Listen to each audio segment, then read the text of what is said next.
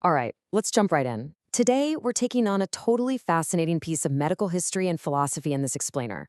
We are going to map out Samuel Hahnemann's highly theoretical 70-part medical philosophy, straight from his foundational text, The Organon of Medicine, and we're condensing it into a single cohesive clinical framework. So let's get into it.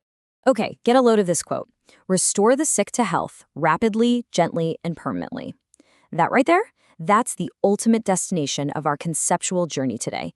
To really grasp the historical context here, remember that medicine in Hahnemann's era often involved some incredibly harsh treatments.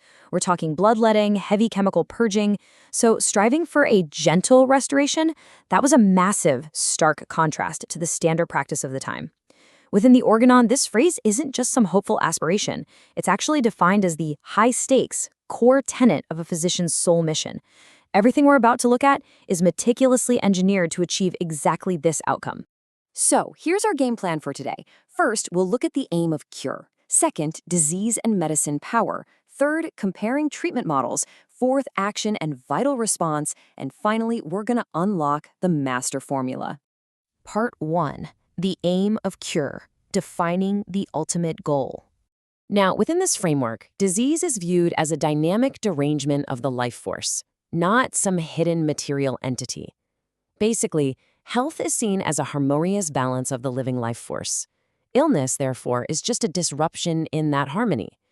Think of it like a musical instrument being out of tune. You wouldn't say the guitar has a hidden physical block inside of it, right? Its dynamic tuning is just off. And because it's a dynamic disturbance, it expresses itself entirely through perceptible signs and symptoms, rather than just localized, isolated pathology. You aren't just treating a hidden label. You're treating the living disturbance that the patient is outwardly expressing. Moving on to Section 2, Disease and Medicine Power, the Terrain and the Tools. And that brings us to a massively important definition, the totality of symptoms. This is the complete structured synthesis of all perceptible physical, mental, general, and local symptoms exhibited by a patient. The crucial takeaway here is that this totality forms the necessary bridge between merely observing a patient and actually selecting an individualized remedy. It literally includes everything, from a patient's emotional state to the specific type of pain they feel to their environmental preferences. Like, does their headache feel way worse in the heat, or is it better in a dark, quiet room? It all matters. So how exactly do we match those incredibly specific symptoms to a cure? Well, the similarity chain outlines this process. Step 1 is proving. This means discovering the power of medicines by actually testing them on healthy people, so you can observe and record the exact symptoms they produce. Step 2 is the patient, evaluating their unique symptom totality that we were just talking about. Step 3 is comparison, where the practitioner looks for similarity between the medicine's proven effects and the sick patient's symptoms. And finally, Step 4 is the prescription. You select the remedy because its known symptom picture is the most similar to the patient's totality. Makes sense, right? All right, Section 3, Comparing Treatment Models, Choosing the Path. Let's break down how a treatment relates to the symptoms across 4 distinct models. First, we have homeopathy, which uses similar symptoms. Antipathy relies on opposite symptoms. Think of using a direct chemical to numb a pain. Then there's allopathy, which treats using dissimilar or totally unrelated symptoms, focusing on isolated disease labels or separate physiological pathways. And finally, isopathy uses the same source material, like an identical causative pathogen.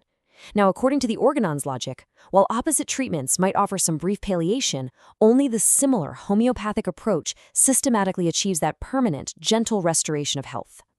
Let's really isolate the core conceptual difference here between 2 major paradigms. Homeopathy treats the whole person characteristic totality, while allopathy treats an isolated disease label or tissue pathology. Why does this actually matter?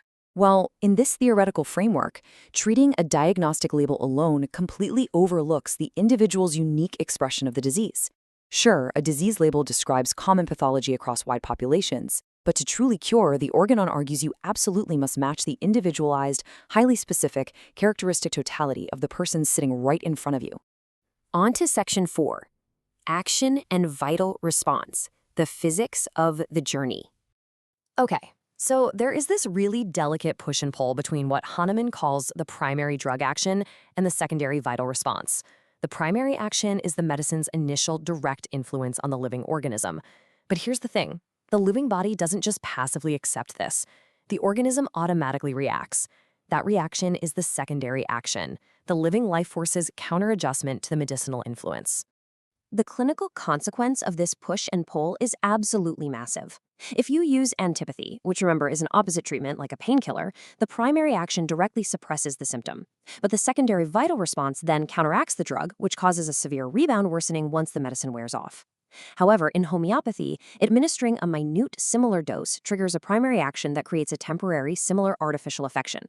The vital force's secondary response then works to neutralize this, naturally stimulating the body's own curative response to permanently restore harmony. It's a fascinating flip in logic.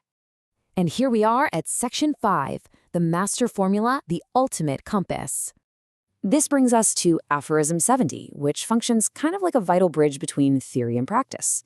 It efficiently compresses the previous 69 philosophical aphorisms into one practical, three-step chain of clinical reasoning. Here are its 3 points. First, disease knowledge. You have to know the disease by observing the totality of perceptible signs and symptoms. Second, medicine knowledge. You must understand the dynamic curative powers of medicines through healthy provings. And third, application. You must administer the most similar remedy in a suitable, minute dose and carefully monitor the patient's response. So, to sum it up, disease picture plus remedy picture plus suitable application equals Organon-based reasoning for cure. Within the system, these concepts absolutely cannot exist in isolation. They're a continuous, interconnected logic map.